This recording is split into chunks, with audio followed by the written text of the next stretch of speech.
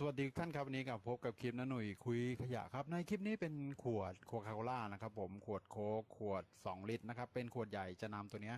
กลับมาใช้งานกันอีกครั้งครับตัวเนื้อพลาสติกค่อนข้างดีและจะนำตัวนี้กลับมาใช้ดีกว่าทิ้งไปเป็นมลพิษเป็นขยะพลาสติกครับช่วยกันคนละไม้คนละมือลดปริมาณขยะแก่โลกเราครับนำกลับมา DIY ใช้กันครับโอเคครับติดตามชมนะครับผม